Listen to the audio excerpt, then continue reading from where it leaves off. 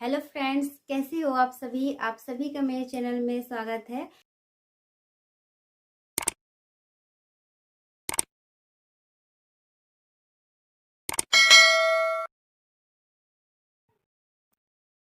Of presence and correctional service Odisha. तो letter number देखो, letter number हूँ 1002। डेट देखो, डेट हूँ 15/1/2021 माने यहाँ कालीर ऑफिशियल लेटर। तो लेटरटा आम क्या पाखक पठा जाइए देखो, the secretary Odisha subordinate staff selection commission Bhubaneswar माने holding of written test and awarding of marks देरन। तो ये कहुच्छे कि आमर पूर्वर कौन कौन होता फास्ट फिजिकल टेस्ट होता से मार्किंग रोला माने आपणकर फिजिकल टेस्ट को मार्किंग करा माने रनिंग को मार्क थिला, हाई जंप को मार्किंग थिला, आमर लॉन्ग जंप को मार्क थिला। तो प्रीवियसली एपरी थिला।